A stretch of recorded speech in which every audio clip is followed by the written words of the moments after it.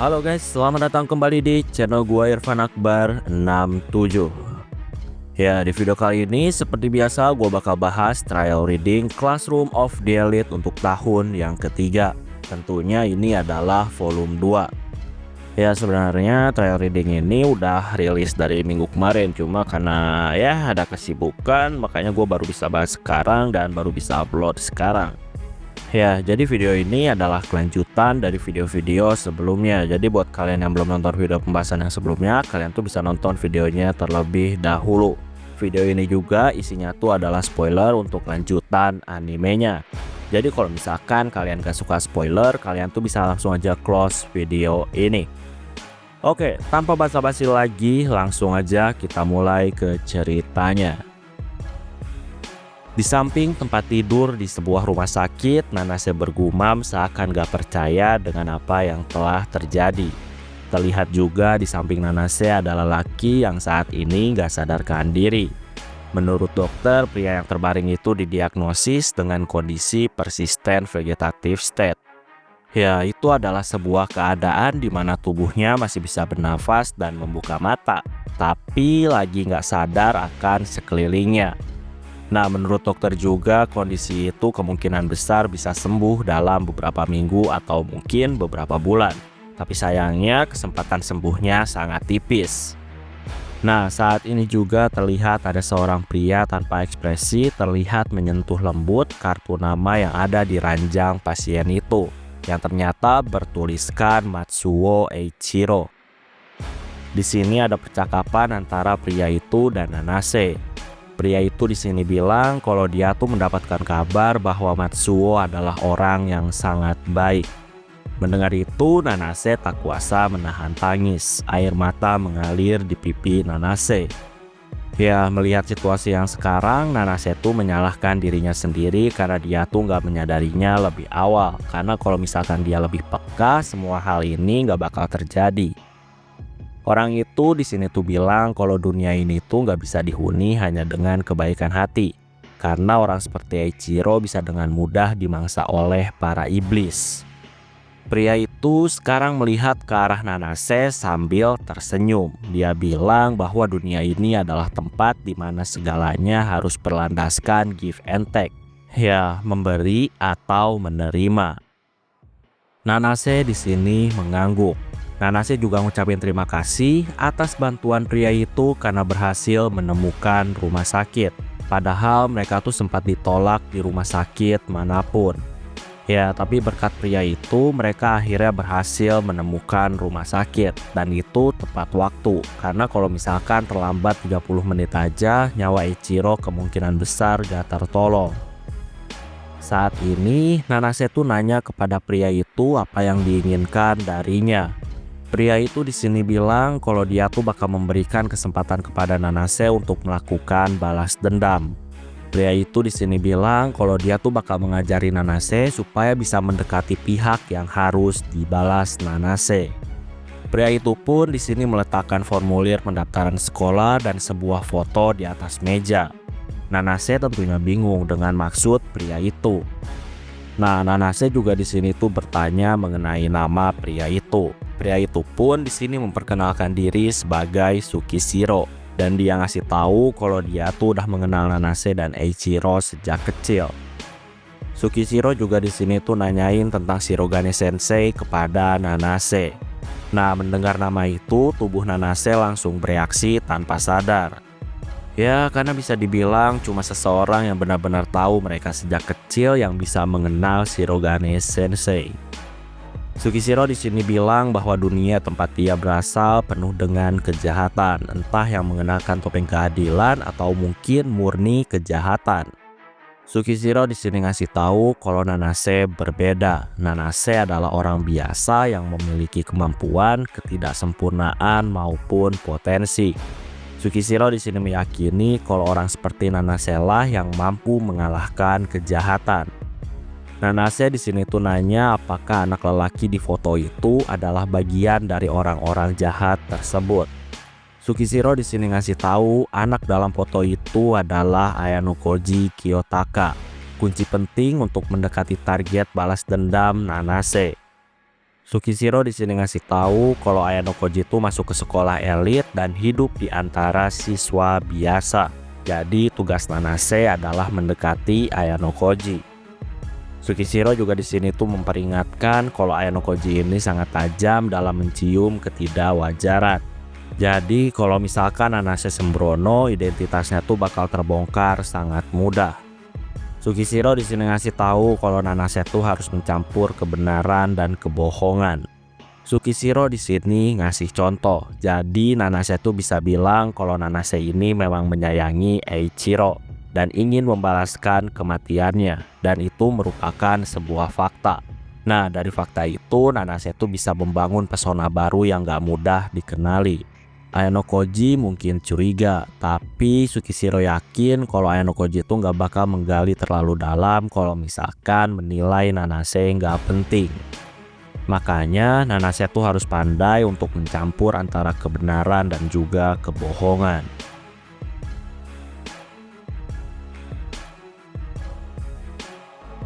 Nanase di sini tentunya nanya kenapa dirinya yang dipilih untuk melaksanakan tugas itu.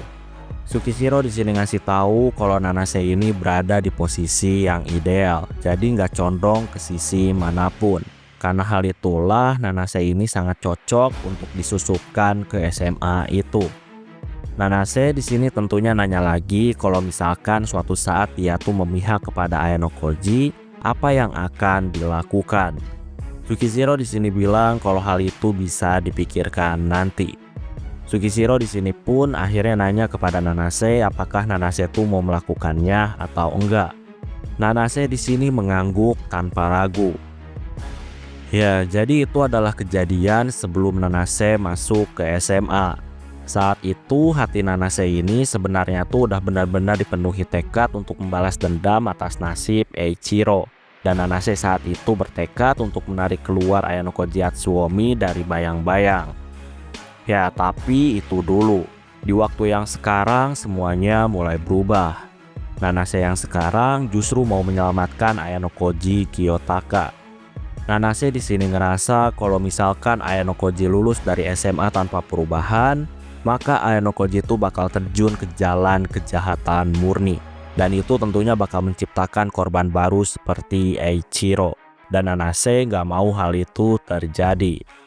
Ya, karena hal itulah Nanase sekarang bertekad kalau dia harus segera menghentikan Ayano Koji.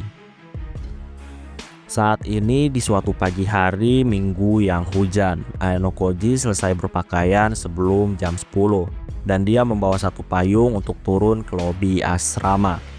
Nah, ketika masuk pintu lift, Yoshida teman sekelasnya yang mengenakan hoodie menyapa Ayano Koji yang tentunya sambil melambaikan tangan. Yoshida juga ngasih tahu kalau Shimazaki juga baru aja turun ke lobi. Nah, ketika pintu lift terbuka, terlihat nih Shimazaki ini lagi duduk di sofa. Gak lama ketika melihat Ayano Koji dan Yoshida, Shimazaki pun langsung berdiri dan melepas earphone-nya. Ayano Koji di sini tuh basa-basi dengan nanya tentang apa yang lagi didengarin sama Shimazaki.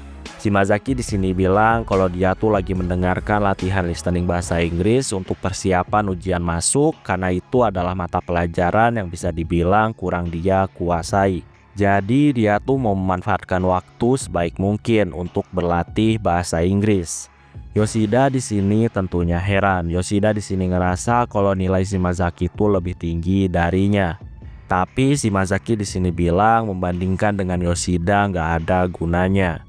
Bagi Shimazaki, mata pelajaran yang paling lemah untuknya adalah bahasa Inggris. Yoshida di sini walaupun dia agak sedikit gak puas, tetap menerima pernyataan itu dan dia menyadari kalau Shimazaki ini emang memiliki tekad yang kuat dan Shimazaki juga memiliki disiplin belajar yang tinggi. Ya, sebagai siswa kelas 3, kesadaran seperti itu memang sangat mencerminkan mantan siswa kelas A.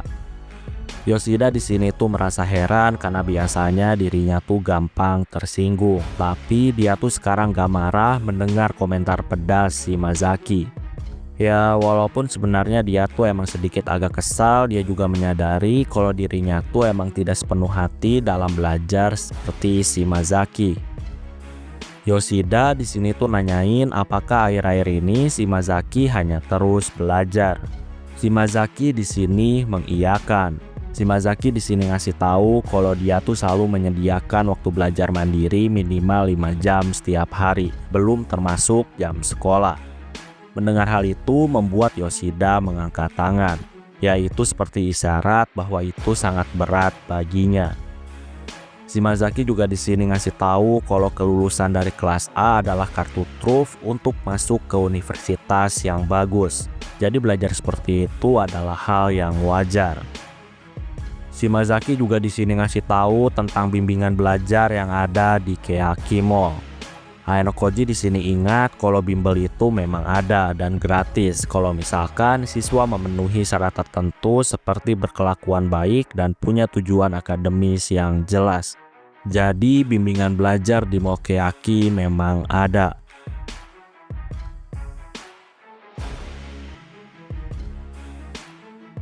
Ayano Koji di sini nanya tentang berapa banyak siswa yang ikut bimbel. Ayano Koji di sini melihat Shimazaki dan wajahnya terlihat sedikit kesal. Shimazaki di sini ngasih tahu kalau sejauh ini ada sekitar 20 siswa kelas 3 yang udah ikut dalam bimbel dan jumlahnya kemungkinan besar tuh bakal bertambah menjelang musim panas. Shimazaki di sini tuh nyaranin Yoshida untuk mempertimbangkan ikut bimbel demi meningkatkan nilainya. Tapi Yoshida di sini menolaknya.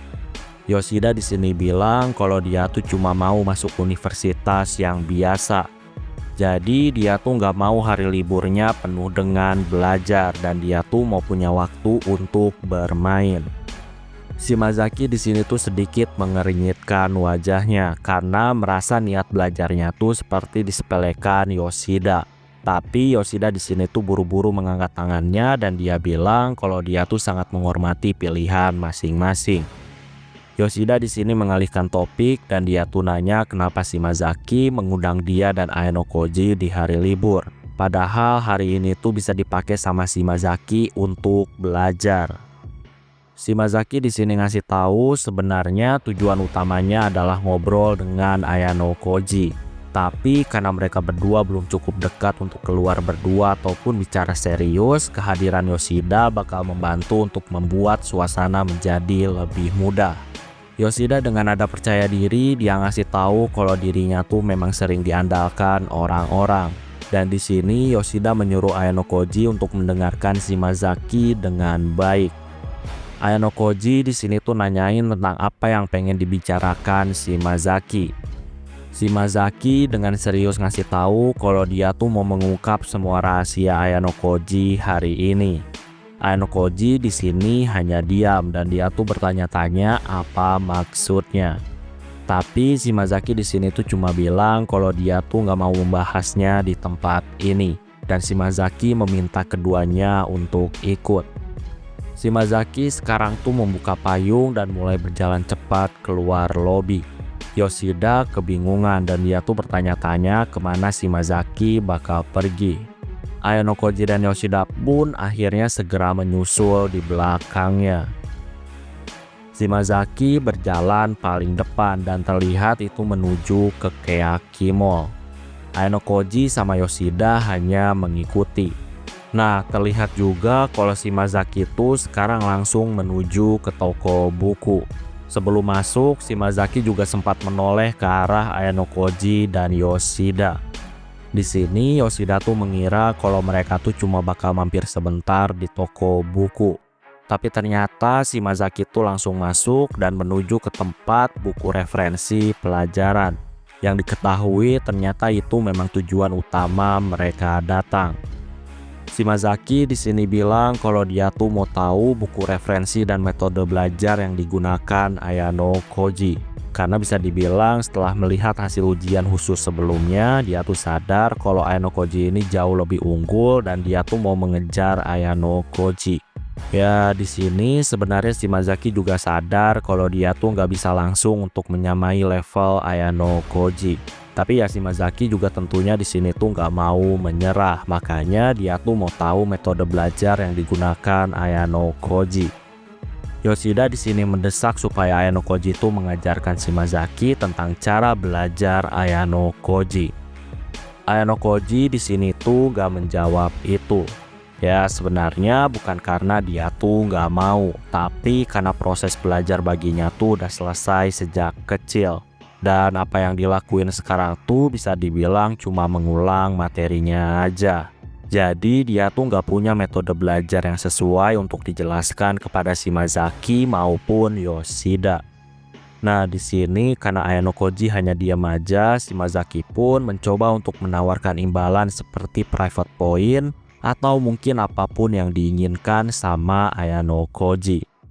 Jadi ya Shimazaki bakal melakukan apapun selama Ayano Koji mau ngasih tahu dia tentang cara metode belajar Ayano Koji. Ayano Koji di sini tuh menolak imbalan apapun yang mau dikasih sama Shimazaki. Ayano Koji di sini bilang kalau kemajuan Shimazaki bakal berdampak bagi kelas. Jadi Shimazaki nggak perlu membayar imbalan. Ayano Koji juga jelasin kalau dia tuh nggak takut kalau misalkan Shimazaki bisa melampauinya.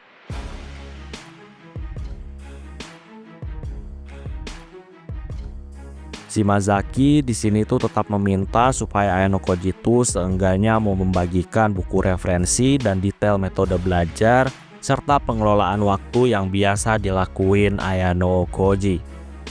Shimazaki juga di sini janji kalau dia tuh nggak bakal menyalahkan kalau misalkan metode Ayano Koji ini nggak cocok dengannya. Yoshida pun di sini ikut-ikutan minta diajari Ayano Koji.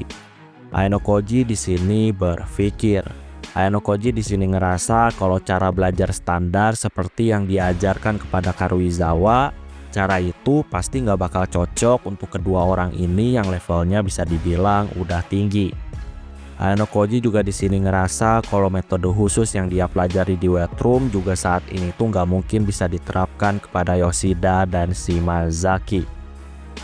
Nah setelah dipikirkan, Ayano Koji ngasih tahu kalau dia tuh kebanyakan belajar dari internet dan kadang juga dia tuh pernah melihat berbagai macam video pembahasan soal. Shimazaki di sini tuh agak curiga dan terlihat kurang percaya. Ya Ayano Koji tahu kalau Shimazaki sama Yoshida tuh pasti nggak bakal dengan mudah percaya dengan perkataan Ayano Koji. Ayano Koji pun di sini ngasih saran soal buku referensi yang menurutnya tuh bisa bermanfaat untuk Shimazaki dan Yoshida. Ya, bisa dibilang Ayano Koji ini punya pengalaman membaca cepat di toko buku. Jadi ya, dia tuh nawarin beberapa buku yang diingatnya kepada Shimazaki.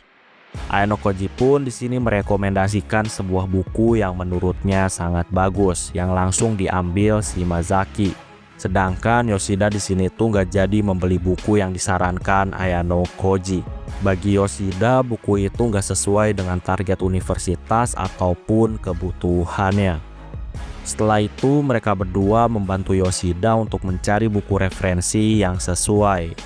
Mereka berkeliling selama 30 menit, tentunya sambil berdiskusi. Dan akhirnya mereka berhasil memilih sebuah buku yang tepat untuk Yoshida. Di sini mereka tuh ada rasa puas karena mereka tuh bisa bekerja sama untuk mencapai sesuatu. Setelah itu mereka pun berpisah sebentar untuk mencari buku lain yang mungkin mereka minati.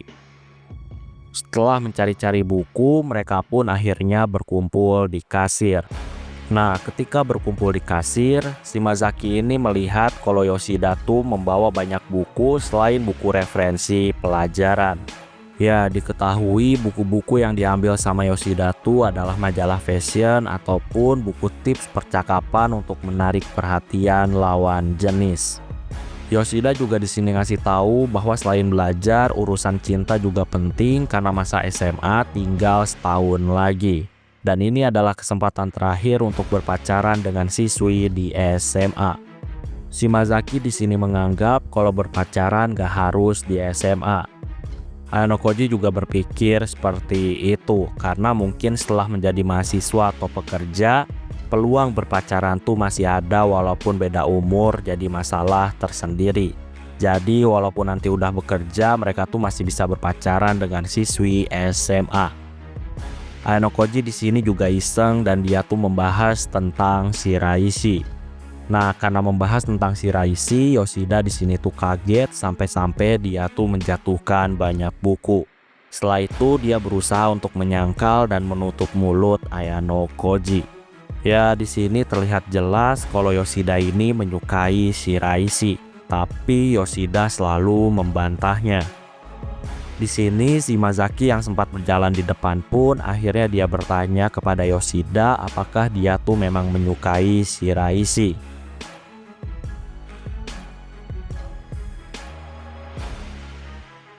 Oke, sebelum gua akhiri videonya, gua di sini mau ngucapin terima kasih ke kalian karena udah mau join ke membership.